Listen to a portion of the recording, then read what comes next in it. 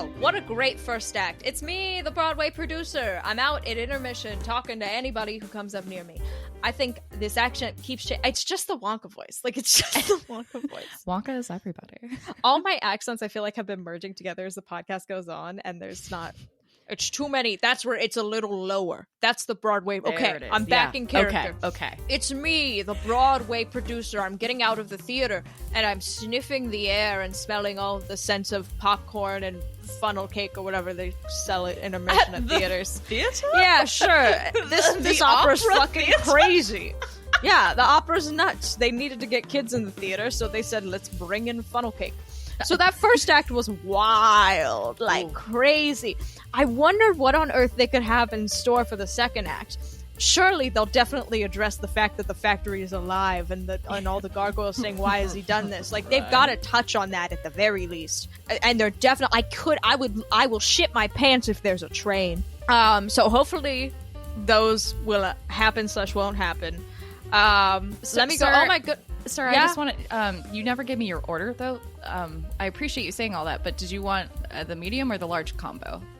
I'll take the medium combo, and can I get a t-shirt? Yeah, sure. Thank you. Yeah, no problem. So the combo is funnel cake and mustard. And mustard. That's the combo. That's so good and so innovative, actually. I'm very excited. Oh, good. So let me sit back down in my seats and get ready for the show. Have a great day, sir. Thank you. Hi, everybody. Welcome to Wonka Watch. Today, we're talking about Act 2 of the Golden Ticket Opera. I will say, not as excited as I was about Act 1, but I feel like I have the most to say about this as anything we've talked about in a long while. Well, that's good, because I have less to say. Really? I thought this act would be easier for you to follow. And it would be interesting to know if that wasn't the case. So I had so there's a PDF that has all the lyrics and stuff and stage directions and whatever, and I opened it and I tried to follow it while I was listening, and honestly it was too much scrolling. I just kept having to zoom in, zoom out. Yeah, it took me like 2.5 hours to get through the second act of this musical. Yeah, and you know me, that wasn't going to happen. So I stopped after the first song, and then from there just attempted it. And I you know me, my notes got pretty angsty near the end. So. Yeah, that's not surprising. Yeah. Welcome to Wonka Watch. This is a podcast where we talk about all the Wonka shit leading up to the Wonka 2023 prequel coming out in December. My name is Elaine, and that is Felicia. Yeah, I'm Felicia. And she's not actually a Broadway producer. I'm not guys, believe it or not. That was a lie. Ooh, what's that noise you hear through the halls? Is that the famous opera ghost of Wonka Watch? Because if you didn't know, the Wonka Wild does have a full opera house inside it. But, oh, look, the opera ghost is handing me a little piece of paper. And it's a piece of Wonka Watch news. This is kind of old news. Elaine, there's not much going on in the articles. There's one article that I keep getting emailed about that there's a dog named Willy Wonka that got a little crocheted headband with some ears on it in Sacramento, California. Fuck yes. Which is real cute. But I feel like we've already done an animal report, and That's I can fair. only get away with like one of those a year. So I scoured back through IMDb, and I looked around to see if there were any photos we haven't talked about. And there were a few that I don't think we've discussed. Oh. So, first photo. It's photos from set. I think we might have talked about this, but we did not talk about this explicitly. Timmy is staring direct into camera. Wow. And I feel like I haven't looked at Timmy Wonka in a long time. What a and veiny it's hat. startling. It is really crinkly. It's very Sorting Hat, but if it wasn't alive, you know? Yeah, it looks like it's got like it's supposed to have like the wrinkles of a wear and tear, like it's been places, but it's it too looks like perfectly when somebody formed. in a dollhouse like textures paper to look like leather. Mm-hmm. We got Jim Carson in the corner. Yeah, so this is the main thing I wanted to note about this photo is notice that they are outside a university. Mm-hmm.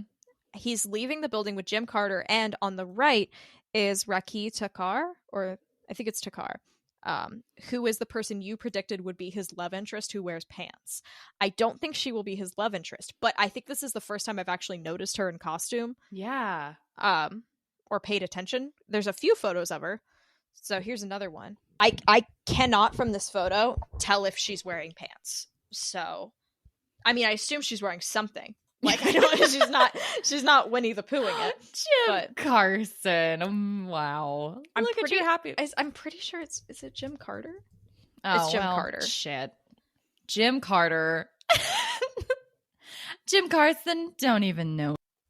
But this doesn't give us much more. I do think she's got some great outfits, though. It's a lovely apricot beret with a scarf and a green peacoat. It looks lovely. Wait, I could totally see you wearing this. I would. Peep those earrings. I feel like we might have talked about this, but it's a photo of Wonka on the truck, and it looks like a precarious ride through the city streets. Look at it. His little pinstripe. This is Wonka, little Wonka with his pinstripe pants. It's giving very Tiny Tim in this photo. Like, he really looks very downtrodden. He's got his cane at this point. Yeah, he's definitely on his, like... It definitely... These photos make it seem like... This photo especially makes it seem like Wonka's wearing hand-me-downs. Do you know what I mean? Yes. This is after his first kill, and he's wearing his trophies. Beautiful. Okay, so this is one I just want to note, because now... I understand. I think this is where the bird prediction came from, because during some of the major photos of Wonka, there is an incredibly prominent seagull in the photos. And I know he's not an actor. I know that seagull is not paid by the movie, but I think it planted the seed for my seagull predictions, because that is a prominent fucking seagull. And that's the photo that like every article uses about Wonka, is this photo of him standing on the pier with that giant fucking seagull. That looks like to be the size of Timothy's torso. It's interesting. I want to know, so this is the one where Timmy, his back is to us, so he's got like a tiny duffel bag on his back, but on our left, can we direct to our left? Is that Matthew Bainton in the green suit? I will shit myself. I'm pretty fucking sure that's Matthew Bainton. Enhance computer, open image, view original, scroll the fuck in. I think that's him. Oh my god. It really could be. Oh my gosh. It's a very dapper green suit like a frog and has a nice little fur muff thing going on. If he's part of the crew, wild. I will say, if that person's just part of the crew, holy shit. But he's standing next to, on his left. Oh, that might be a boom mic. Okay. I thought he was like holding a nice little snood, but no. On his left, you can see the blue coat of Keegan-Michael Key. Yes. I can almost bet. I would bet money that this is Matthew Bainton. It is. I am going to say that this is. This is big. So I'm glad we reanalyzed this photo, because I wouldn't have even known what to look for back in the day. I would have assumed he was just an extra. I want to talk about the wooden box that Wonka is carrying, Little Willie, because that's not like a... Also, I like that he has like a duffel bag.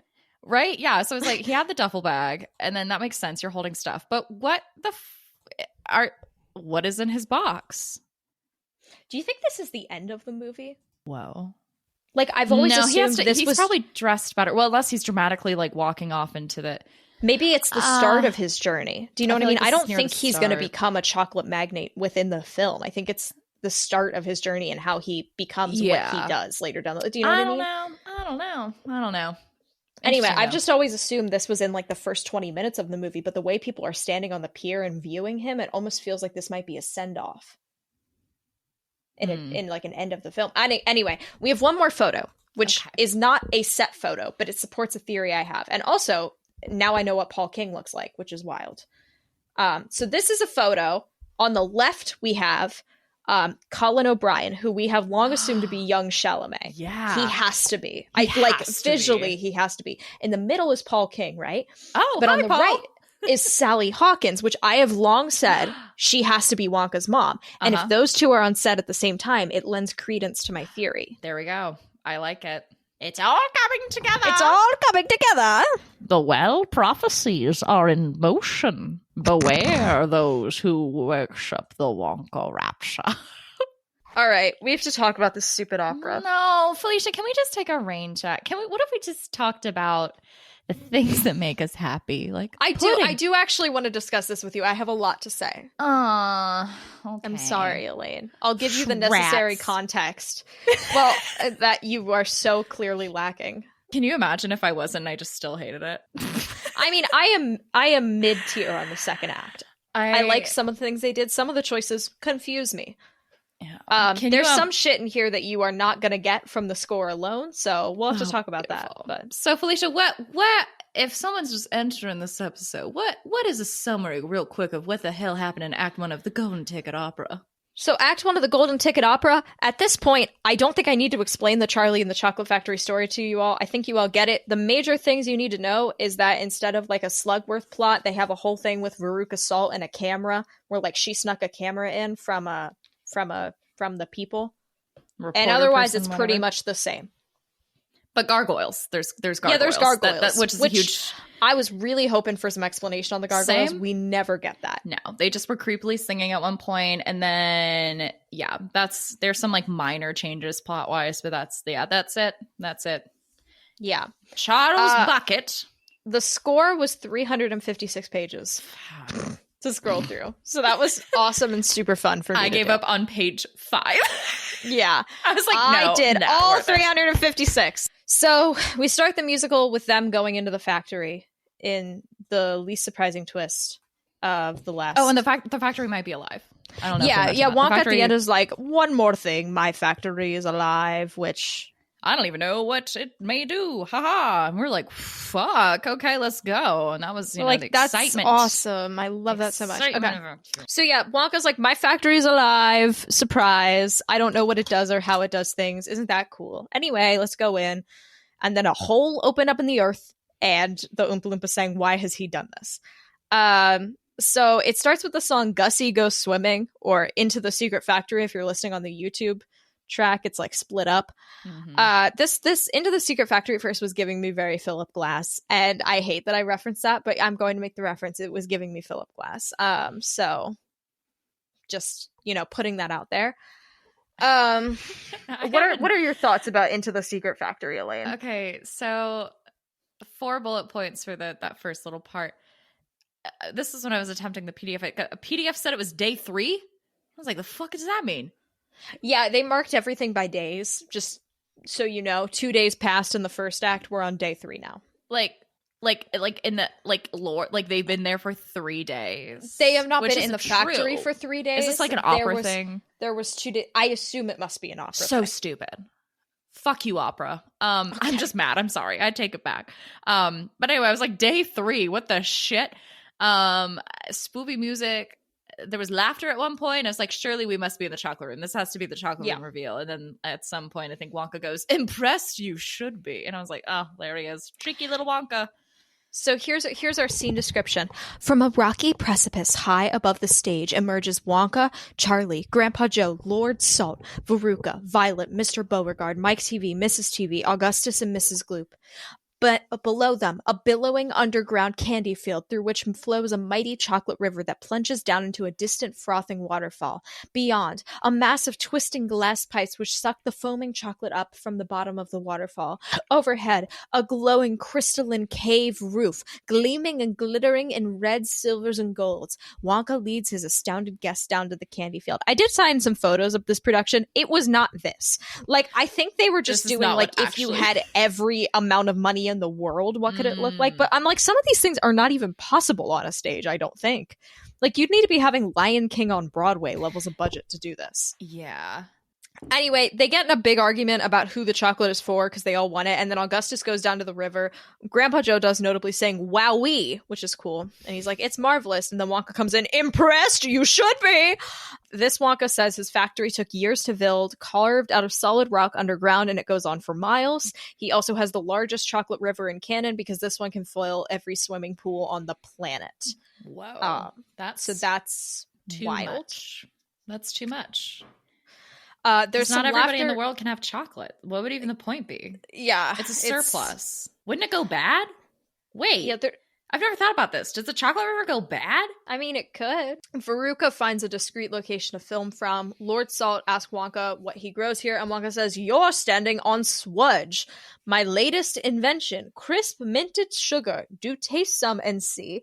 And then he has whiz-fizzing sherbets to flavor the fountains. And then he repeats flavor the fountains. I wrote that for some reason. He has a bunch of berry flavors, notably not snozzberry, though. And then he's like, excuse me, Augustus, please do not drink the river. So we're on to the Augustus stuff now. Why would you name it Swudge when I don't know. Sugar mint candy actually sounds really cute. Why would you call it Swudge? That sounds like sludge and makes me think of oil barons. And it's then Daniel weirdly Day-Lewis. not I don't know. fudge. Yeah, like there's no fudge. The Swudge name confuses me. This Wonka baffles me on my power ranking that I keep track of. I don't even know what to classify him as. He's like a faint little cellophane ghost in this entire thing to me. He's interesting. He's interesting. He's interesting. Gussie goes swimming. Yeah. Little Gussie. Mummy yummy goes swimming. Are these your notes? This is me having a breakdown. Kind of a little bit though. I have one bullet point is just mummy yummy, because this is a lyric that is said like throughout the entire song. I do stand by. I fucking love Gussie. Like Augustus in this is amazing. He wants a ladle for the chocolate. I put down wow, stunning. I'm trying to figure out what. Oh whoa. So I assumed at one point that he was drowning in the chocolate river, and I was like, well, this is really extra fucking dramatic. Like, instead of being like silly dramatic, it was like a fucking tornado was ripping through the place, and everyone's like, oh my god, he might die. And I was like, I can't buy this. Augustus's mom was just singing out here for her legacy. That's what I wrote. And then I'm like, oh my god, he's stuck. And then the fucking Oompa Loompas come in. Yeah, and we'll talk about the Oompa Loompas. Yeah, they do some weird fucking laughing that I'm not like, they're ooh, ha, ha, Oompa Loompa. And then I hear whipping and a woman shrieking. And I was like, what are we doing? Yeah. And the Oompa Loompa song reminded me of Busch Gardens for some reason. I do not like when the Oompa Loompas laugh. And then and at this point, I'm like, I have no idea where we are in the fucking plot, because I thought Augustus had been like sent off, and then we hadn't entered the next song yet. But a quote: "Do not lick the boat; you'll make it all sticky." I was like, what the fuck is happening? That was at Mike TV. That was Mike TV, okay, and that was Mike TV's dad telling him not to. Okay, because then I felt like we really got over Gussie getting stuck pretty quickly, and then I was like, well, I'll explain to you what happened. I'll explain. So that's where I went. So this is one of the interesting choices. So Augustus stretches out and begins to lap up chocolate like a dog. And then he sneezes. It is revealed by Mrs. Gloop that he has a cold, which interestingly, I think shifts his transgression more to the side of contamination than him being greedy. Does that make sense? Yeah. Which I think is a good choice that's really interesting, which we'll talk about. Mike TV unprompted calls Charlie a little weed, just for no reason. God, that's like great. Charlie's not even doing anything. I love this Mike TV. Yeah, Augustus tries to get his mom to drink the chocolate, which is why he was saying it's mummy yummy. Mummy like yummy. He was trying to explain to her, like, this is fucking sick. So he says, I am certain that you will soon vibrate with chalky ecstasy. Okay. That's a weird thing. Yeah, insane. Okay. Now I need a massive ladle or a ginormous bucket so I can guzzle at my leisure, not just lick and suck it. He's had some interesting lyrics this entire I'm going to time. be honest, this is great, but this could be a Cupcake lyric out of context. I don't know what that is. You don't know Cupcake? Oh, man. It's got 2 Ks in the second cake, and look up Squidward Knows. What? I'm looking up Cupcake Squidward? Squidward Knows. It's a song. Oh, no. Okay. Whoa. His dick's smaller than my toes. Yeah, yes, smaller than my toes. His dick's smaller than my toes. I'd rather ride Squidward Nose. This could be a Cupcake lyric. Yes, agreed. Yeah. I'm going to circle back to that song. Then. Glad to introduce you to that. Thank you. I wrote at this point, I feel like this song is pretty easy to follow. So, whoops, apparently not. Well, I mean, I was kind of there, you know. No, yeah. I think this act is closer easier than I was to follow than the first act. Yes, because how the fuck would I have assumed? Gargoyles? No, there's no way. So Augustus falls in the river, and the whole time he's like, I'm in paradise. And, then we get a stage note. The delirious Augustus is being sucked inexorably toward the chocolate fall and the mass of glass pipes. Mrs. Gloop is beside herself. She looks around for a hero, but no one volunteers. Mrs. Gloop then sings, "My darling boy, my little egg yolk cannot swim." And then it gets real intense when he disappears over the chocolate fall. Mrs. Gloop's lyrics are very real. It's like, "Save my boy, he's all I have." And I was like, Jesus fucking Christ. Okay. And no one did anything. I hadn't even thought about how no one else in the group does anything. They just stand there and let it happen. There's not much the rest of them can do, to be honest. But they're not like, oh, no, they're just like, yeah. Bummer. That sucks. I mean, that's the same as every version, kind of. Such a shame. Yeah, it's just kind of. And then she says the factory's unsafe and she will sue the factory if he drowns. And then you get the lyrics, "Choking in chocolate, Augustus disappears." Not lyrics, it's like stage notes. What a way to go out. It actually turns out that's just him getting in the pipes. Then he gets in the pipe. Anyway, Miss Salt asked Veruca if she got any pictures because of the whole photos thing. Then Mrs. Gloop is asking everyone to help. And Violet said he deserved it. He was fat, which I think...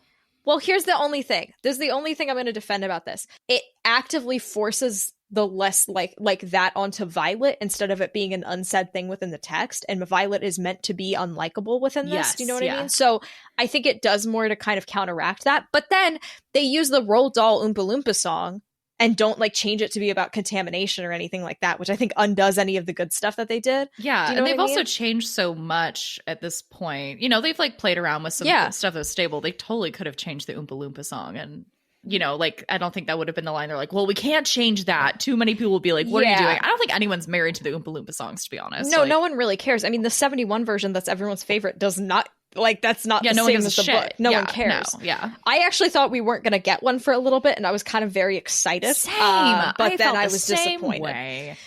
But I do think that choice was interesting because it puts that on Violet, makes her less likable while also kind of calling out that side of the story. Does that make any sense? Like, yeah. I think it's more interesting than a lot of other things. So Augustus gets stuck in the pipe. Mrs. Gloop says, "Smash the pipe," and Mike yells to send in the missiles. The only thing that's different about the opera versus the other versions is I feel like most of the other adaptations of Wonka, it feels like, that part in the Nutcracker where Clara's just sitting on stage and all the people do their little bit and then they leave, and then the next person does their little bit and they leave.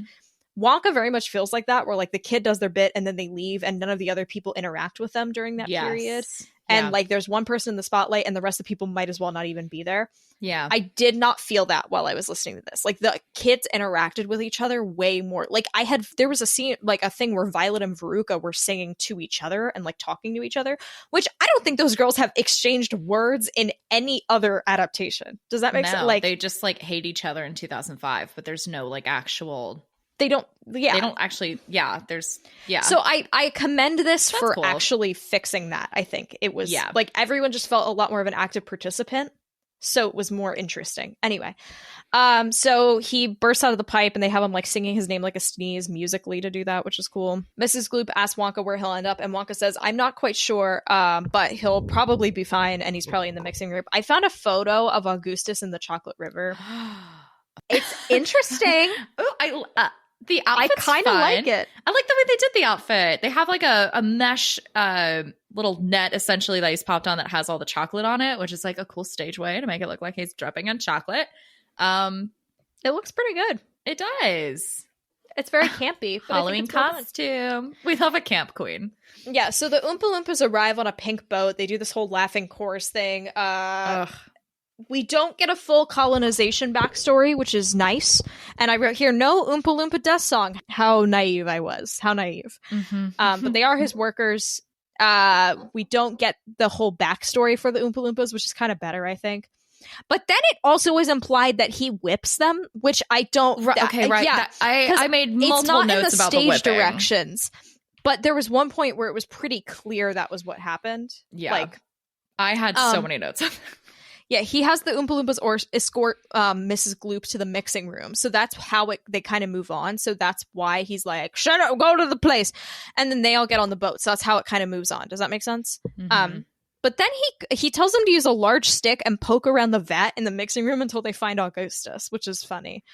And wild. But then he calls Augustus a greedy, bloated slob. And I was like, okay. So I kind of thought this Wonka was a little more chill. Yeah. And I feel like Wonka's a little more subtle than this normally. Yeah, this Wonka seems to have a lot of passive aggressiveness that's not quirky. Yeah. It's just kind of like, oh my God. He does the whole, oh no, I hope he doesn't fall in the fudge. It'd be inedible, And Mike Chibi's like, I wonder what that would taste like. Cool. you know. Love it. Mrs. Gloop is like, this place is evil and unsafe. And Wonka's like, oh my God, I was kidding. Like, God, okay, bye. Like, it was nice having you. Can you leave now? So they pull Augustus' screaming mother away, and Grandpa Joe's like, yeah, Charlie, he's joking. And he's like clearly very nervous about the whole thing. And then I wrote, never mind, I spoke too soon about the death song. But I do think the listening experience of the death song was pretty fun. I liked it. Yeah, I will say. The Augustus death song was kind of a fucking banger. The rest of the death songs from here on out, God would have let down, but this one was nice. I liked it. Not nice, but you know. And Oompa Loompas do a little dance, and Wonka's like, oh my God, these guys are the best, am I right? So that was cool. The thing is if I took what Wonka was saying and pretended Christian Borle Wonka was saying them, I thought it was very good and funny. But in the opera, it just was a lot, you know? Almost like if it wasn't an opera, it would be enjoyed enjoyable. it more. We're not opera people. We're not opera people.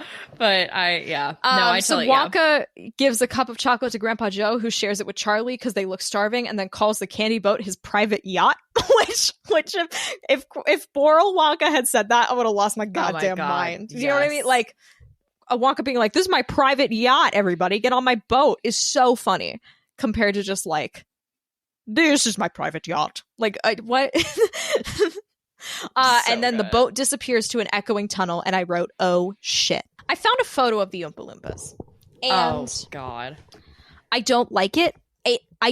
It's very flying monkeys from Wizard of Oz. Girl. You know, okay. They're not small, obviously. Also, there's Big Texas has become an Oompa Loompa. Also, this is the Wonka. This Wonka wears a white grid suit, which is Lord wild. Farquaad as Wonka. Yeah, also, I'm gonna be like the Oompa Loompas feel racist, but I don't know against who. No, do you know what I mean? No, I know exactly what you mean. Like, there's just, it has that like exaggerated features that make it feel like this isn't okay. It's like I've seen this caricature somewhere in a history book and it wasn't good. Yes, no, that is exactly. It looks like a political cartoon that you look at and go, oh, you know? Yeah. Oh man. I don't. Obviously that. Yes. Now getting niche. The outfits are hideous and cannot read that. It's stupid. I hate these outfits. They just have the letters for Wonka. No, they have the letters for Oompa Loompa and Wonka. Which makes no sense because they're too big. You can't see. They look like clowns. They've got clown garb on and wellies, and it doesn't. And a little hat. This Wonka hair. I really don't. It's not what I thought this Wonka would look like. Music Man Wonka. What is happening? I'm going to be honest. I was picturing our friend Doug Wonka. I was thinking Doug too. Because he just has the look, but I don't know. This Wonka should have a mustache. This Wonka doesn't make sense without a mustache. This Wonka is too barefaced. This Wonka's too. This Wonka looks like he's giving a tech seminar. This Wonka likes to go watch polo. Okay, is his cane? It looks like a golf tee. Okay, I was also trying to figure out that too. Like, enhance. This is the most normal Wonka by far. It's a white, and is that green check suit kind of thing? It's a white and green checkered suit with the big checks, and then his cane is white with green stripes swirling up like a candy cane, and then he looks like he works at a normal office, but it's funny dress day. Hey everybody, a note from HR.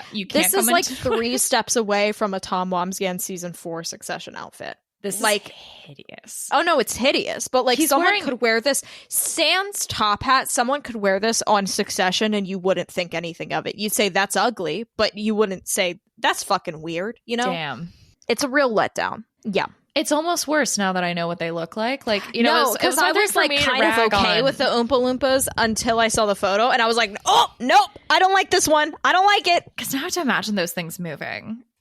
I mean, they're people. They're not puppets. I mean, they are people. At what point are you a puppet? At what point do you leave humanity and become a puppet? Let's not get into all that. That's too much for this podcast. We have like 18 more fucking songs to go through. Yeah, okay. Where are we? Elaine, tell us about the song Where Are We? How do you feel about this song? I was like, oh no, the tunnel scene.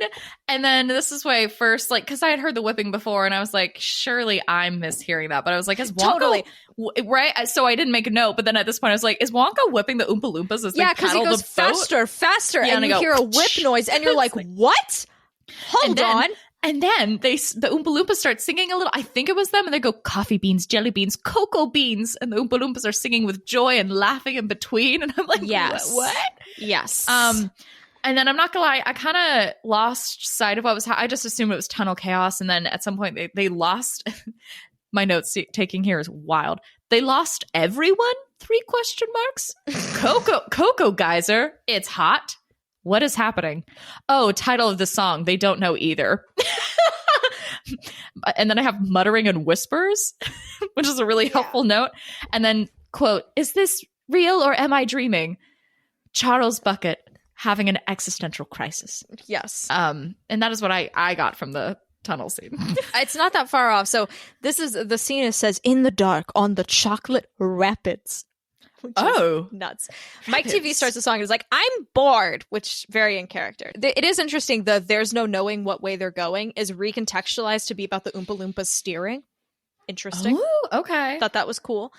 And I wrote, it does sound like he used a whip to make them row faster, which I really hope is not the case. I was rooting for you, Wonka Opera. I was really rooting for you. I was like, no, come on. I thought we were good. I thought we were like kind of in the clear this time. That is worse than a piccolo. There's no colonization narrative. Maybe we're getting somewhere, and it's like, no, why? It's like, so Oompa Loompas. Then it says Oompa Loompas shine lights into a cavernous wharf. Who has the money for this? Like, what are you gonna? Anyway, like what's okay? Wonka gives everyone umbrellas because he thinks they will need them. Then we get the line, here we are, all the creams from Wonka. Oompa Loompa illuminates storeroom 72. Wonka sings all the beans. They all like illuminate these storerooms with numbers. Anyway. Oh, okay. And then there are has-beens, and Violet is like, has-beens? And Wonka says, you're one yourself. Oh, ho, ho, ho. Very Statler and Waldorf. Okay. As Wonka hands out umbrellas and Oompa Loompa shines a spotlight on a door marked Storeroom 54, the boat disappears again into darkness as Wonka rows it back upstream, and the Cocoa Geyser is about to erupt. Then they go to the next room while they're all singing about needing to beware and be prepared. That was what the muttering and whispering was. Then Charlie questions, is he real or is he dreaming? And then Augustus is still alive because we hear him saying, yummy, after his mom is yelling for him. So that's cool. That was cute. I forgot about that. Now we're on to Goodbye Violet. I didn't have a lot to write for Goodbye Violet. At this point, I just kind of had stopped caring a bit. And I was trying. I was sitting there. Trust me. I had stopped caring at this point, right. too. So I was just like, the inventing room where Wonka makes his dramatic pause. Experiments! Because that's how he reveals, that's how he... Experiments. There's no way I wrote this correctly. He likes me dad. What? 3 question marks. Yeah, he likes my dad. He likes my dad. Okay, and then, the Veruca disc. That's a funny name. I think I had one on my foot once. Wow, that's so funny. That's all I wrote. I didn't write anything else. I love that for you. So here we go. 4 flickering lights illuminate the scene. They are the burning torches of 4 Oompa Loompas standing on a jetty by the inventing room. What the shit? So they all follow Wonka off the boat. National treasure? Like what the fuck? Indiana seriously. Jones cavern experience. What kind of James Cameron budget? The visitors follow Mr. Wonka off the boat in a huddle. Wonka speaks to them with a sense of foreboding as he opens the door. Wonka opens the door of the inventing room and leads everyone inside. It is like a witch's kitchen, full of strange mechanical contraptions and devices, whizzing, whirring, simmering, and sizzling. All the kids promise not to touch stuff, and then this song kicks the fuck off. It is like, he's like, don't touch anything, and then it goes batshit. He talks about his inventions. There's one that makes you spit 6 different colors, a pencil that tastes like hot fudge, rainbow drops, and edible stationery. I'm gonna be honest, Wonka's inventions fucking suck in this one. Like, they are so shit. Like, I feel like we have those. Yes. Like, I feel like I could purchase most of them. Go to the dollar store and get that. Yeah. Anyway, an Oompa Loompa demonstrates a machine and sings about how it works. And then Wonka does the whole Veruca call out. So then Violet, when you said he likes me, daddy, she was talking to her dad and was like, he likes me about Wonka. Ah, okay. Oh no, Violet says that, sorry. And then Veruca's like, what are you talking about? And Violet's like, keep your nose out of it, you bitch. Which I just thought, like, that's the most interaction you get from the kids, and I appreciated that. Like, that's new, and I like that. So it does the whole machine thing, and a disappointingly small drawer at the front of the machine opens up, and on the tray is a single piece of gray chewing gum. So we're on to the next song, a 3-course meal, gum, but then in this it's all the same song. So my first bullet point is I'm bored. Violet's dad is like, OMG, you'll be famous, because at this point she's chewing the gum. And I tried to listen to what she was consuming, and I was trying to listen out for tomato bisque, but I couldn't. And then she did say tomato soup. Oh, hell yeah. I did at one point, it's Bravo is what it sounded like she was saying over and over and over again. And I was like, there's no way that that's right. But my favorite part of this entire opera are what I assume are the Oompa Loompas off to the side singing about what she's eating. And at one point they dramatically go, what about the baked potato? God, did that not fucking get me? It's what about the baked potato? And she's like, yes, the baked potato. And I was like, now this is where an opera I can get behind. This is the stupid shit from an opera. I want 5 minutes of us talking about what about the baked potato? I have the baked potato. My last note, Jesus fucking Christ, she won't stop singing about the blueberry pie, and Wonka is saying, spit it out. I'm so over this. God damn. Shit. Okay. Wow. So this happened like an hour ago and I forget it. Yeah. So in this version, I finally got my answer because I was really confused about Violet's accent in the first act. Yeah. Because it was confusing. But I figured out she is supposed to be Southern because she sings, did you say gum, in a Southern accent, but not a very good one. And then Wonka responds in a perfect Southern accent, no, I think you did, which was funny. Wow. Okay. That makes sense now. Thank you. And he's telling her all about the stick of gum, and apparently on stick, he gets so excited, he slaps Violet hard on the back, and she barely manages to catch her world record-breaking gum as it flies from her mouth, so that's fun. My note here says, tomato soup, bitch. She doesn't say the line, though. We didn't get tomato basil soup. I can feel it dripping down my throat, which I really feel like it was a missed opportunity, because, like, come on. But this also, like, Violet in this one is obsessed with, like, diet culture and, like, has a bunch of, like, disordered eating stuff. So she's, like, excited that, like, she won't gain weight from eating the meal, which is an interesting take on That's Veruca. An interesting layer to add, yeah. You know, like, I think it makes her more interesting, and then it allows them to, like, I just think that's a well-done thing to make her actually, like, be like, this is not something you should do. But then they kind of fuck it up because they still use the Roald Dahl chewing gum as evil Oompa Loompa song, which is nuts. But yeah, Wonka wants her to spit it out, but Violet's dad is telling her to keep chewing it. Then we get Violet suddenly feels nauseous, panics, and runs out of sight of the audience. The others follow, reacting to what they see. Wonka looks on benignly.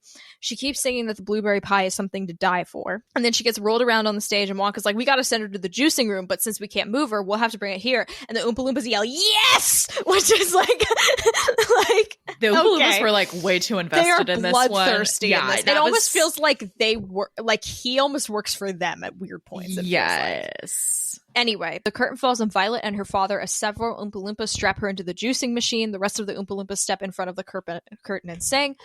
But then they do the Roald Dahl Oompa Loompa song, which is exclusively about chewing gum, and that's not Violet's transgression, which is like the over-desire for fame and disregard of safety precautions. And like, if you make that adjustment, you need to also adjust the Oompa Loompa songs, because if they had adjusted the Oompa Loompa songs to be about the things they made these kids about in this, it would have been way better, because it would have been like coherent. I think that's where a lot of my interest dwindled away, because I would pick up on some notes of that. Obviously not all of it, because, you know, me, but I was like, you know, I could hear some of it when I understood the lyrics, but we would go back to the fucking Oompa Loompa songs and I was just like disconnected, because I was like, well, we're just back to the same basic shit. And again, like, if you have, I mean, you and I are both fans of, if you're telling the same story in a different medium, you obviously don't have to change everything, but it's an opportunity to expand on something, and they'd already put in these extra things. Why not keep going? Because, I don't know. Like, it seems this is the only one. I still think if like the Broadway musical used this narrative structure, I think it would have been way better. Yeah, like, genuinely. And I'm like, I wish there was like a middle ground between the two productions. You know, if I could have Christian Wonka and a good plot, oh my goodness, I'd be life changed. Ooh. So yeah, it's not as good as the Augusta song, and then Violet's head appears over the curtain as a vast flood of purple liquid gushes over the Oompa Loompas. Gross. Cute. And then she's like dejuiced and is just blue now. So that's cool. Now we're on to Wonka Vision / Bubble Vision. So, bubble vision. Yeah, so I'll give the stage direction first real quick. yeah. Wonka leads Charlie, Grandpa Joe, Mike TV, Mrs. TV, Lord Salt, and Veruca onto a giant seesaw and down into a television studio. Wait, what? Why are they on a giant seesaw? What? Wait. Well, hold on. I just noticed the giant seesaw thing. Excuse me? Are we in an arcade game? Like, yeah. With unusual TV cameras, the studio is full of bubbles. Above them is a television screen on which tiny telebubbles gyrate gently in a dark void. No. Much like outer space. Do not say gyrate gently in a dark void. Much like outer space, at the center of the great prestidigitator, a metallic cylindrical receptacle with strange doors. Beside it is a control panel bristling with technological allure. The cameras point at the prestidigitator. I understood once the song ended what had happened because I figured Violet was done, but I didn't. Like on YouTube, they just called it bubble vision. And I wasn't sure if this was going to be a completely different thing. So I was like, is this like the fizzy lifting room? That doesn't make sense. Violet's sad. That was clear at the beginning. I have no idea what is going on. And then I was typing these notes with one hand because at this point I decided I will now clip my dog's toenails. So that was really the main thing that I was doing here. But then at the end I was like, oh, this is the TV room. That is what this is. Basically, Wonka pulls the big lever on the control panel. As he does, the scene darkens and two huge television cameras shaped like guns slide onto stage, choreographed to the bubble aria. The cameras slowly rise up. So there's a bubble aria, apparently. Each fires a concentrated colored beam towards the raised platform upstage. Where the beams meet, a giant bubble begins to grow around the Wonka bar. As it grows, images of flowing chocolate appear on it. There's a lot of bubble tech involved in the stage notes, and I feel like that was like a secret thing that the guy wanted to do when he was writing it. Anyway. Yeah. So Wonka says like each bubble is like a mini world, and he uses that to transfer stuff to TV, which I can understand like visually from stage. That is more interesting than like the chocolate bar has disappeared too. Now, however, it has reappeared on the television screen where it swirls seductively, and Oompa Loompa rushes in and places another chocolate bar on the platform. And then Wonka says, see, the future is in bubbles, in some like batshit fucking delivery at 4 minutes and 55 seconds. So I just wrote that down. And then Mike TV wants to go into the bubble, and Wonka says, don't you know you can't live your life in a little bubble? This is what I mean. Like, it plays at a lot more bigger thematic things than actually. And I have a very bold theory at the end of this that we will have to discuss. Ooh, okay. But then it doesn't really do anything with that. And then it's all like, TV's bad, instead of like talking about this kid who lives in like, I don't know, this like violent echo chamber. Like, I don't know. Like, it's not necessarily just the TV. It's like he is hiding from reality itself. Like, he obsesses with violence without knowing the true horrors of it. Like, like that's exactly. More interesting. Like, So Wonka's continuously sending Wonka bars through. And one time when he's about to do another one, Mike TV runs in front of the beam. So. Is this that I want to be demagnified? Yeah. Okay. I don't know what demagnified means, by the way. I don't even fucking either. At this point, I didn't give a shit. I love Mike TV, though, and the way he sings. He sings like, ah! He's like, I want to live in a tiny bubble! And I was like, fuck, yes. And then he gets sucked into the TV, I assume, and he's all like, I'm lost and frightened and all on my own. And he keeps talking, and I'm like, finally, we are really diving into the existential crisis and how creepy and spooky it is and Black Mirror shit for this boy to get stuck in a TV and no one knows how to, like, deal with it. I feel like Wonka was kind of like taunting him at points. But I still love Mike TV. And then I just have a bullet point. We have a train to catch. And then I said the Oompa Loompa song is lame. This one sucked. Yeah, so they peaked with Augustus. I did lose my mind about the train. The train. The train was so exciting. I love a train. I've always wanted Wonka to have a train, and the fact that there was a train in this was very exciting. Anyway, proof it can happen. The bubble explodes. Wonka tries unsuccessfully to shut down the machine. When the smoke clears, there's no chocolate bar and no Mike TV. Charlie points to his television screen where a tiny image of Mike is floating in the void with 3 chocolate bars. His mom says bring him back, and Wonka says, are you sure? You know, Wonka grabs the tiny Mike TV from the screen and puts him in his mom's handbag. And Wonka says, with evident relish, he'll need to be stretched, of course. Okay. And then I just had this moment right here where I wrote, I can't believe this whole thing is real. Like, there is a Wonka opera that is real and we are reporting on it. I just had to remind myself what was going on.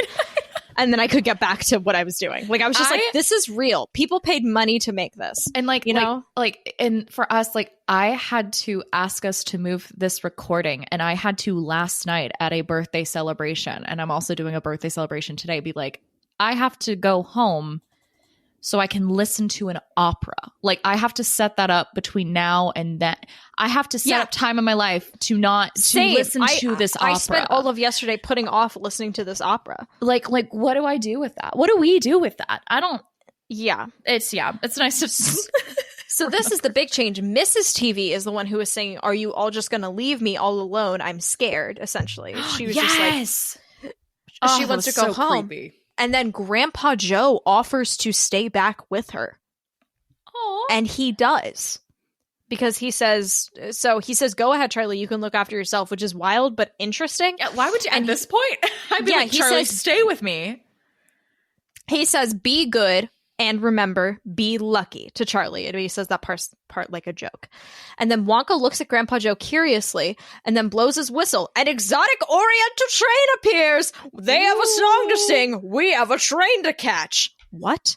Wow. And then I wrote, there's a fucking train with a bunch of... Yeah. Trains. Wonka sings, all aboard, please. We're going east. Charlie looks back on Grandpa Joe for a moment. Then Wonka sweeps Charlie on board with a great chug. The train starts to move. Later in the stage notes and the song with the Oompa Loompas, they say the Oompa Loompas appear suddenly and strangely, which I just thought was nice. But otherwise, so nice. Yeah, that's Mike TV's thing. The train is nuts. The train, why is it the train? Like, it's a big fucking factory. I'll give him that, you know? Yeah. I would have loved like a Spotty Powder reference because it feels like they were really committed to the niche shit, you know? I know, yeah. We had Herpes Trout, whatever, our faves, but like... I have nothing good to say anymore. I'm bitter at this point. Yeah, the squirrels, I don't think there's any way you could have caught on what was happening with the squirrels visually because I couldn't, and I was reading it. My God, this was Too Bad Nuts. Yeah, let's talk about Too Bad Nuts. Wild listening experience. I'm almost done clipping Fern's toenails at this point. We have a game where I have to do it one at a time. She's like one of those dogs that actually lets me do it, and she thinks it's silly though, and then she'll start hiding her paws like it's a game. So I'm like, using my brain in some aspects. But there's a line that Wonka says, "Do you want to see where my Turkish delight is made?" And I was like, Wonka making Turkish delight just really felt weird to me, and I don't know why. It just felt, I don't know. Like, I feel like Narnia gets to own that. And that's about, I don't know. It was really unsettling to me to the point that I stopped to take that note. The squirrels are singing as they work. And then they're growling. And it was opera lady growls going, like, and then I just have, I guess they're God. And that's what I gathered. Okay. Yeah. So the stage notes, I just would like to talk to the guy who wrote this. And I want to know why.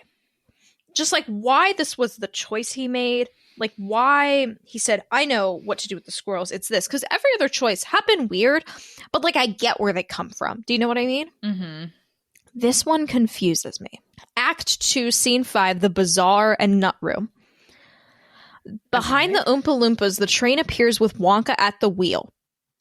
Do trains have wheels? No, what? Hold on. Wonka at the I know wheel. they do, but like I don't know. But not in like wait, that no, sense. They don't have a fucking wheel because they're on a there's nowhere to turn. They have levers. They have levers and levers. buttons.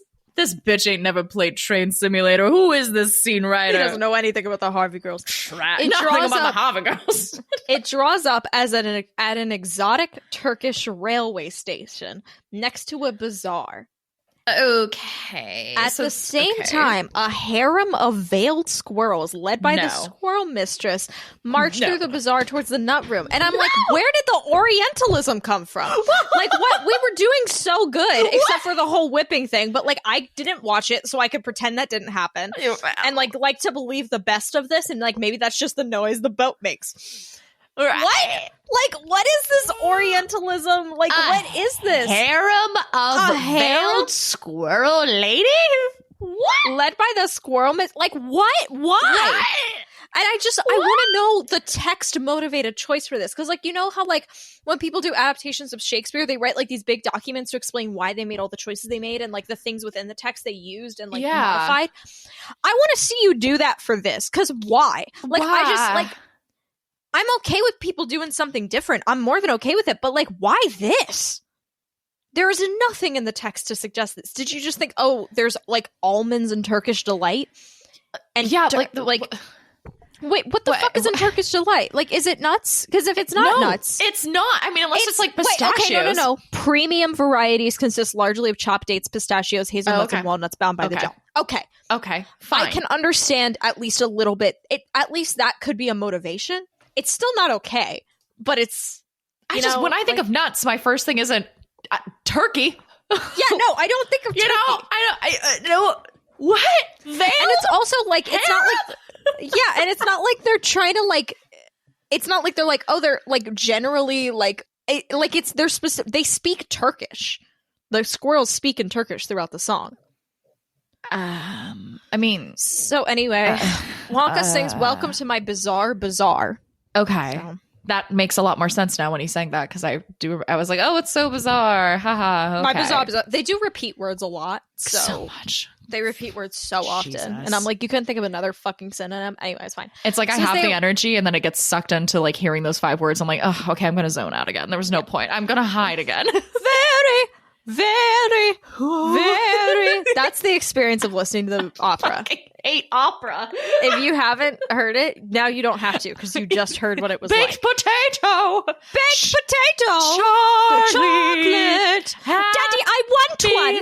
I want one. You want one. I want she one. Wants one. She must have one. I want one. Ha ha ha ha. That's what this sounds like. You've experienced it. You've experienced it. You got and I'm telling you, what we just did sounds really fucking similar. Like, really fucking similar. So, I'm sorry I'm coming for your business, whoever wrote this, but, Well, it failed, right? So, I mean, it's an opera. I think every opera is kind of... The commercial success for an opera is nothing like a Broadway. No, it's like how a podcast, like we're a relatively successful podcast, but if you compare us to any YouTube channel, we're like a gutter what the person. Fuck is this? Yeah, like we're not even. Come to the gutter. So, as they arrive, the Oompa Loompas are still talking about Mike TV and are like, it serves him right if he doesn't get back to the right height. So they're like, he deserves it, bitch. Okay, that's cute. They're still hung up on it. They arrive at the station. They're greeted by the squirrels. Lord Salt is now filming. And then Wonka says, these are my squirrels. They're on their way to the nut arena or the nut room. So why is it an arena? They keep calling it an arena, which doesn't make sense. And the squirrels actually speak Turkish and they're singing the names of nuts as a chorus. So when they're like, they were singing that and like good nut, but in Turkish and then bad nut, which is why Wonka's like, that's a bad nut after they do something. I just was like, yep, me not understanding lyrics again. That's fine. No, it was fully in another language. Nice. Okay. So Wonka then asks to see if they want to see how he makes the Turkish delight. Wonka gestures abruptly for silence. He claps their work rhythm. The squirrels are mesmerized and move into their work position. The squirrels open bags of nuts and start tapping them curiously with their paws. They listen carefully to the sound the nuts makes, then nod delightfully. So there's like a hypnosis thing going on here. Cool. Nice. Which is awesome. Healthy. There's also a group of child squirrels called the Tootie Squirrels dancing. We don't get any explanation on the Tootie Squirrels. What? Tuttii squirrels. And I looked up to see if that was a word in Turkish. It's not really. So I don't know what the Tootie Squirrels are. If there's a bad nut, the squirrel passes it up to the squirrel mistress and she discards it, almost mimicking the factor. But it almost mimics the factoring workers who worked for Veruca. I actually was wondering because there were some similar sounds. I did imagine think it was intentional. The same, there's a lot of mirroring in this, which I really enjoy. Like, yes. I think that's a really great thematic thing that Wonka kind of misses. Yeah, and I think that's a great way. Like, I think that is a perfect way to like marry. It like mirrors her demise. Anyway, things, yeah. So she wants one, so she jumps in an arena. We know how this goes. She grabs the squirrel she wants, but she gets pinned by all the other squirrels. Lord Salt emerges from his discreet hiding place to try and help her and drops the camera. And Wonka's like, oh dear, I said no cameras. But he says this to Charlie. I really thought the camera was going to have a lot bigger of a payoff. Yeah. Like it was somehow going to interact with her demise. Like the fact that her father was so focused on filming meant that he couldn't help her or something like that. Do you know what I mean? But it didn't really. Bigger repercussions and same ending. I still like that they moved her to the end because I do think she's more of a direct foil to Charlie. Yes. Like, I think a lot of the choices they made in this were really smart, but I don't think they, like, followed through on that. Do you know what I mean? Like, they did a lot, like, this would be good, but then didn't, like, say what are the other things we need to change as Fallout. Does that make sense? Like, Yeah. because it just would have been more satisfying narratively. What we're saying is me and Elaine should adapt Charlie and the Chocolate Factory. We don't want to, but we would be the best at it. It's a burden some must carry, and It's would a be burden the we next, carry. the next one. So yeah, Lord Salt tries to break through the Oompa Loompas, but Veruca is then declared a bad nut by the Squirrel Mistress and is sent down the rubber chute. Also, why the Squirrel Mistress? I know, but like, why? I Squirrel Mistress. Like, why are they There's all a ladies? weird, I don't- like, it's the weird, like, sexualized Orientalism thing that is giving me. And then I'm like, why is there also a children's choir? Like, I'm not trying to make any accusations. It's just weird. It's like, weird. what is- It doesn't contextually make that much sense. And no, it's just like, it's why kind are of out of we- nowhere. Like, Yeah. why though? So he looks down the chute for her, and then he gets pushed by the squirrels as well. And then the squirrels sing the death song this time, which was interesting. But it's also like, are men Oompa Loompas and women squirrels? Like, I don't know. Like, it's There's only two kinds of creatures in this Either a world. squirrel or an Oompa Loompa. Loompa. And they're both definitely racist in some way. Yeah. I'm gonna open. I did get a photo of the squirrels. Their costume is not as exactly described, but it is still not good.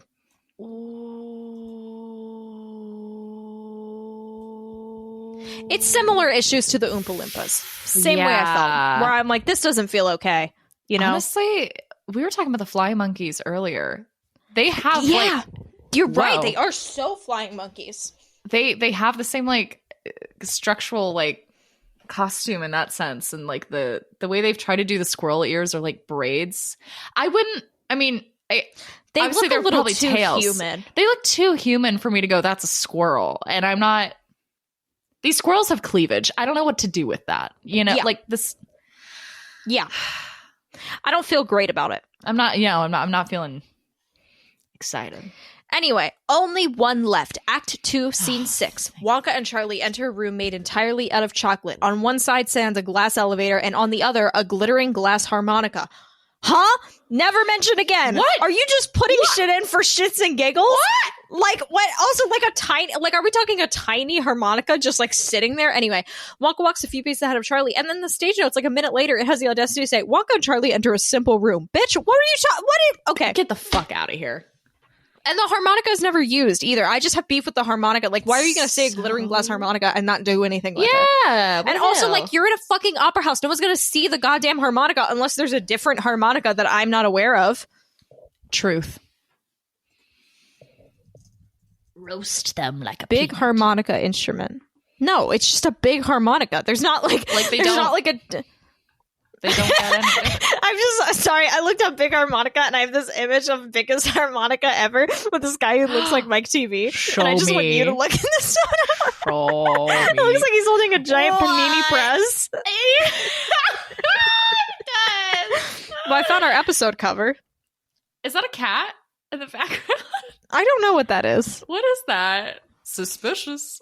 This, I think, was uploaded to YouTube in 2008. Yes. 178,000 views. Jason Ricci, largest and rarest harmonica on Earth. It is a cat, because now he's playing the harmonica at the cat. If the opera stopped and this guy performed for a minute, it would have been way better. Okay. Oh, very weird. At the end, he goes, tough instrument. It's the like really deep, big breaths in, which Damn. are really fun. Anyway, that's gonna a big distraction. This episode's gonna be real fucking long. What did you just find? What did you do, Elaine? Elaine just threw her microphone in distress. I accidentally shoved it down because I had a reaction because I skipped ahead in the video just so I could hear the big harmonica, and I wasn't expecting the stomping and the.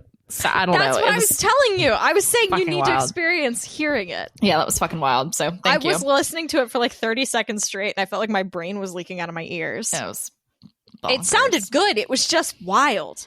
They should have had a harmonica. Oh God. Okay. That's what I'm saying. If the musical stopped and you had that guy doing his little stompy giant harmonica thing on the right side of the stage for like a minute, it would have drastically improved this musical. Yeah. I Okay. will fucking say it. I think this musical could have used Wonka's invisible trap maze. I was thinking about that earlier. I rag on So Wonka's fuck it. invisible trap maze, but everyone You know without what? it, I'm like, it would have been nice though. Missed it a little I bit. missed it. I missed the They levity. just needed. I know it's invisible. They just needed to have a few more things on stage, and then it would have been fine. Maybe some lights or something. You know, that's it. This would have been great.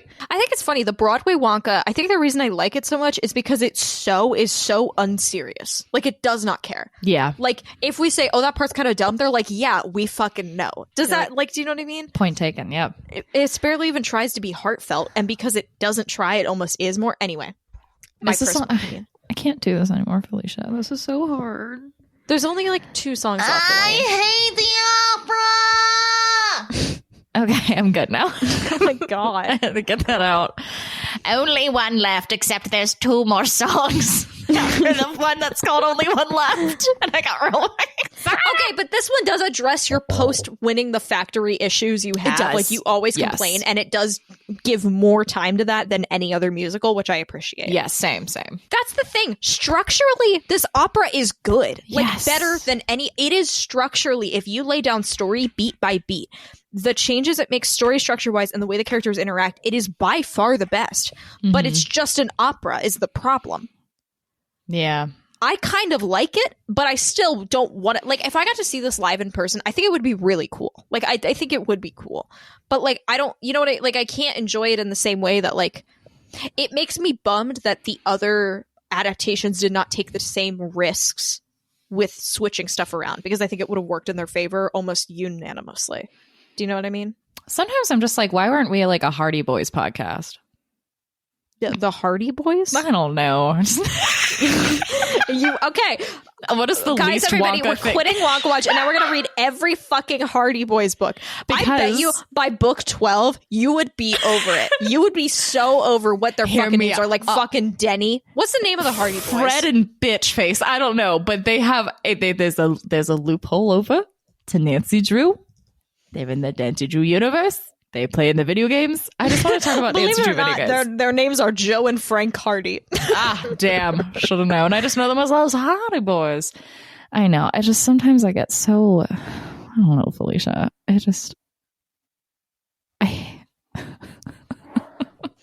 Why didn't Wonka have a book of a group of paperback mysteries for children? Elaine would be so happy if only we were reading paperback mysteries intended for children. What if I cared? What if I had grown up caring? Maybe it would get me through. But I didn't. Elaine, I don't give a shit either, and I had to go through the score for 2.5 fucking hours. So I'd appreciate if you could suck it up and let me get through the rest of this recording for this person who just listened to it versus me. I went through 356 pages of musical score for this recording, and here you are fucking complaining, banging around your fucking... What is that? Your wrist rest from your desk? Yes, it is. I don't want carpal tunnel. Okay, fair enough. But, like, girl, you gotta pull it the fuck together. Okay, only one left. They get in a glass elevator, bada boom boom bing, right? We good? That's it?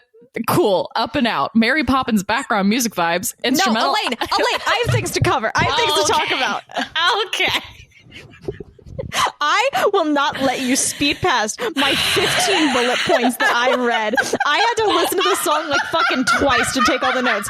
You do not get to skim over my hard fucking work, okay, Elaine? So Wonka says, "Welcome to my home." I don't know how to get down from this energy.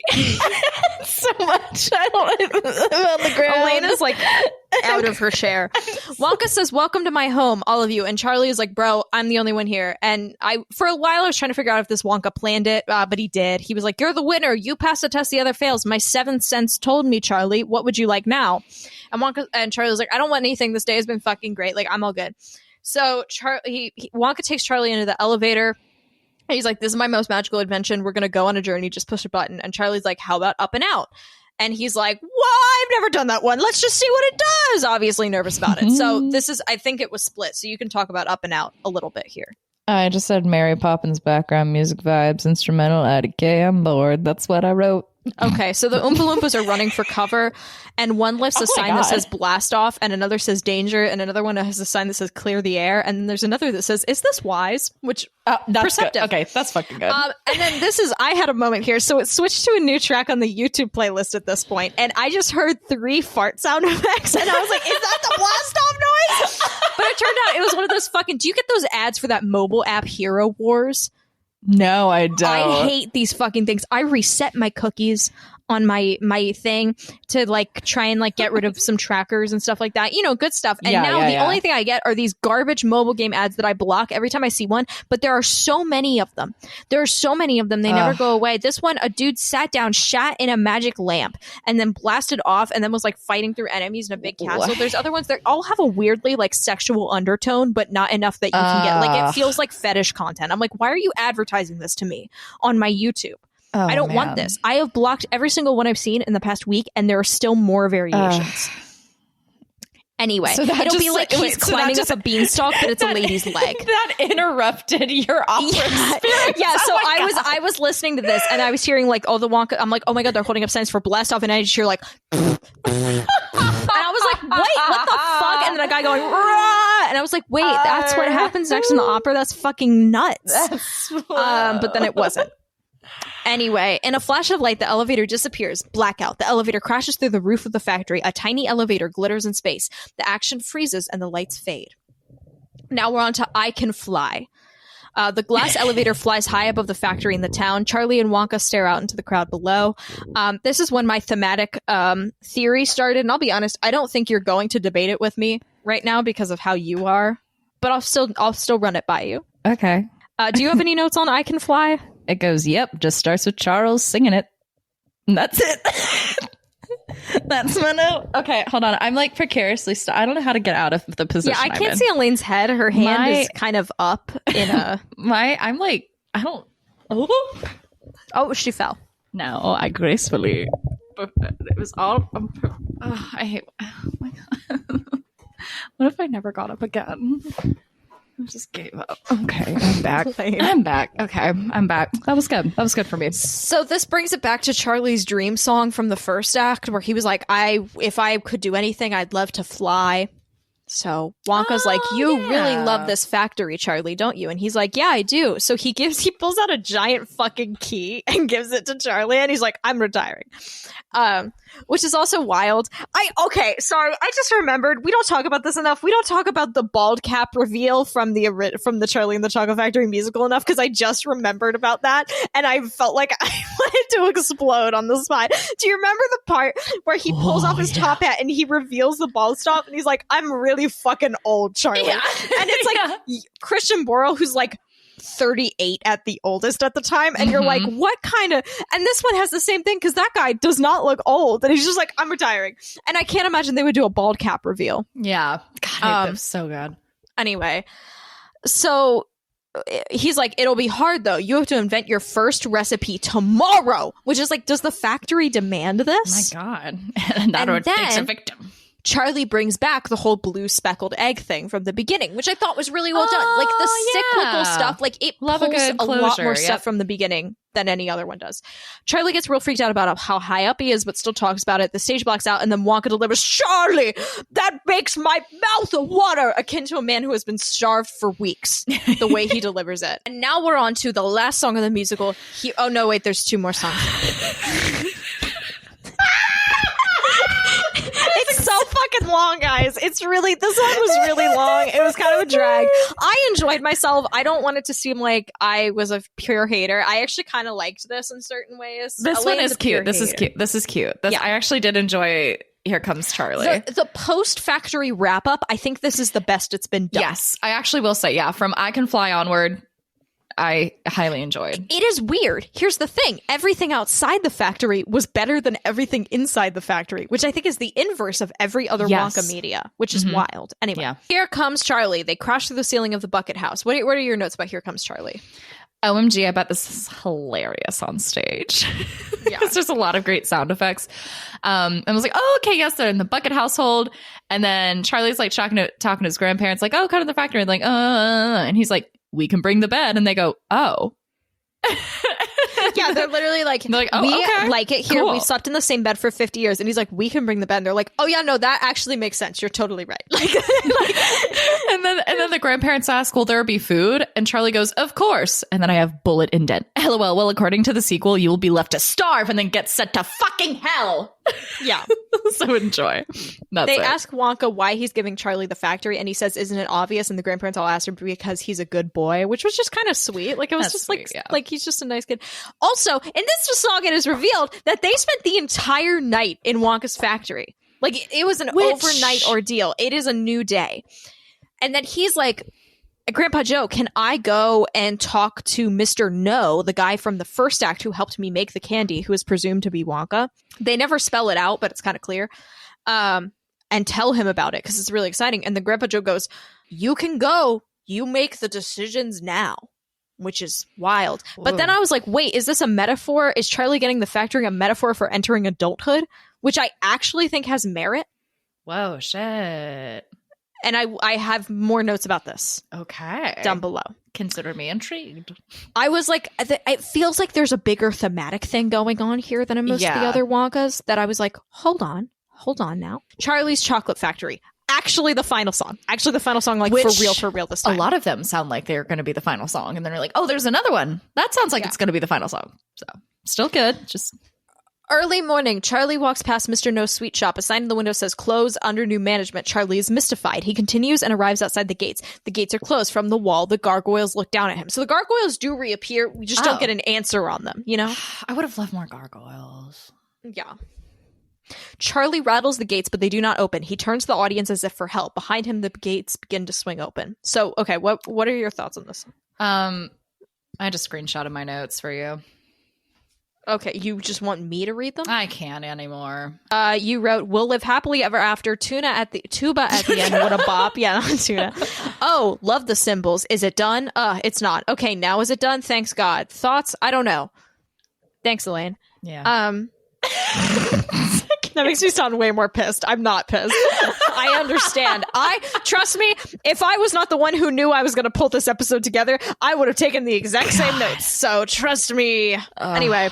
So the gargoyles again sing No Children, which I think supports my theory. They sing He is puzzled, but to us it is clear our little tale is ending. Like, there's a lot of stuff that's like end of childhood-esque. Do you know what I mean about this? Yeah. The gates are open and a crowd of Oompa Loompas and squirrels emerge, so they do get to go outside. Nice. Charlie is initially unaware of them as they creep up on him. The Oompa Loompas and squirrels tap Charlie on the shoulder. He turned around and acknowledges them. In amazement and delight, they crowd around him. And those groups basically sing, like, you had good dreams, so you can take a chance, aim high with your goals. It's like it's very vague, but like they're like, you have a good dream and you have the opportunity, so like don't give up now, you know? Yeah.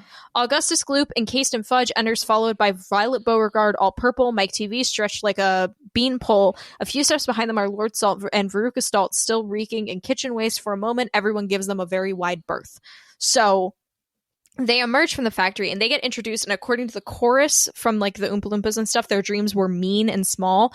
And then the characters themselves saying that they didn't really dream at all. Basically, the kids from the factory sing, kind of breaking character to tie the morals together, where they're like, this was our reward for being greedy, spoiled, and bored, which I was like, okay, whatever, you know. But I do think it is interesting to have them kind of break character, and it's more of like a meta ending. You know, like in the musicals when the characters are like, we're over now and our time is done. You know, it's like that. Wonka comes back, brings on grandparents in the bed. Wonka says to Charlie, but now a new tale's going to start and you must play the leading part. And everyone joins in. And eventually this is mostly addressed to the audience, which is interesting. And I think it's kind of turning on to every people. And eventually this changes. So fill it up with love and laughter and we will live happily ever after. So it's very live, laugh, love, but also a much nicer ending than most other Wonkas by far. To say like, it almost feels like it's talking about the transition from childhood to adulthood, which I know sounds like a reach, but like I can't figure. there has to be something, otherwise this was all for nothing, you know. Charlie goes to Wonka as if to ask him what to do, and then Wonka shrugs his shoulders. Charlie gestures towards the Oompa Loompas. Slowly, the Oompa Loompas draw the grandparents from their bed toward the factory gates. They can all walk. They're fine. Okay. Wonka follows after them. After that, the squirrels, and last of all, Charlie. They all disappear into the factory. Charlie appears, looks at the audience for a second, and closes the gate, and that's the end of the musical, of the opera. Which I think, as a post-factory wrap-up, is by far the best, because Wonka is still there in the factory. He's still there. Mm-hmm. He didn't disappear to the fucking ground. I still don't think it's perfect, and I think we could write a better one.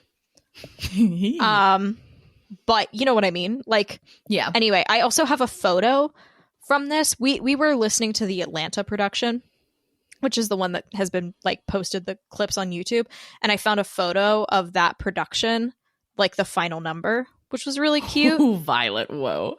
Yeah, Violet's costume's wild. Oh, this is cute. But there's like a little sign in the back that says Atlanta loves Charlie, which means this is set in Atlanta, which is fun. But we got a little Charlie, and he's got a little Wonka outfit on, a better outfit than Wonka's outfit, let's add. It's got a nice red coat, a yellow little flower. It was real cute. Thought it was nice. Oh, cute. That's it. And that's the whole musical. But like, I think there is some thematic about like childhood in this, but I don't have much more to elaborate than that. I'm going to give myself some more of the biggest harmonica ever as like a dopamine hit before I finish. Just like cleanse myself with the biggest harmonica ever. Yeah, it's a good reset. I've been cleansed. Okay. I'm so fucking tired. I'm so tired. It is 4:00. I was up until 3 We've been recording for an hour and a half. This act. I'm so glad we split this up over 2 episodes, because otherwise that would have been hellish. What a nightmare. Good Lord. Okay. Yeah, I agree with you, though. I think cool changes, and some things are just things that I'm not an opera person, and that clearly... Overall take, we don't like opera. We like some of the changes you made, but a lot of them were also really weird. Why was the whip there? And why the squirrels? Why the Orientalism squirrels? Like, what was that? Why did you do that?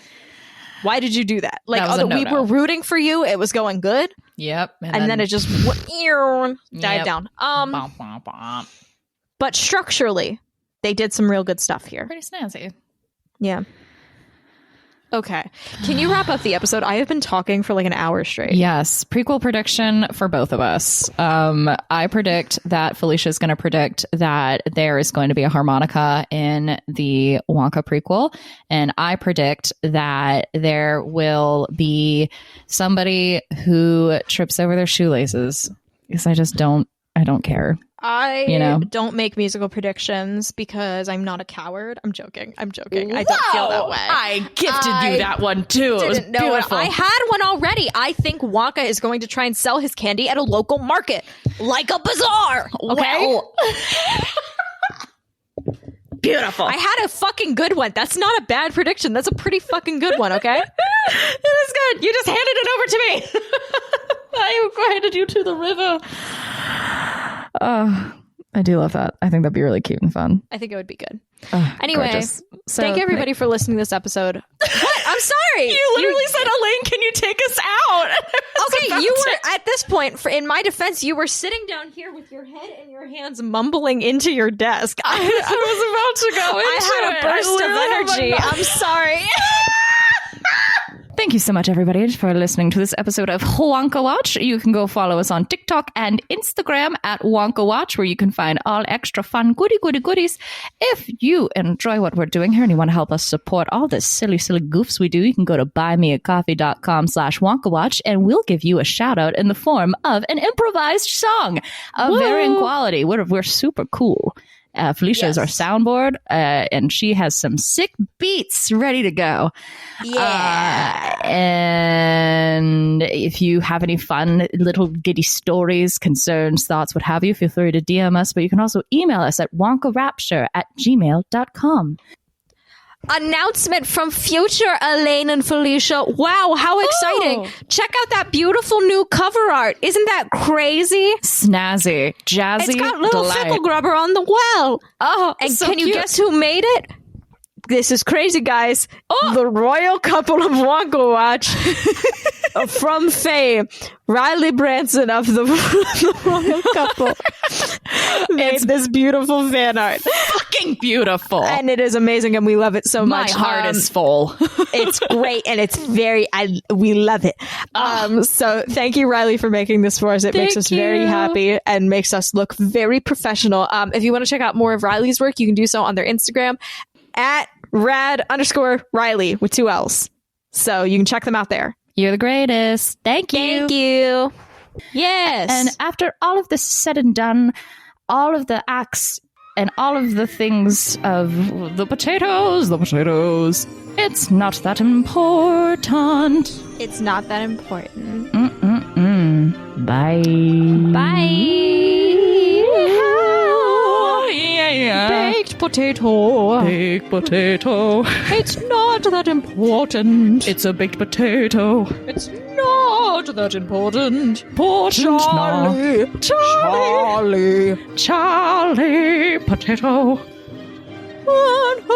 Okay, baked potato. Bye, everybody. It's not that important.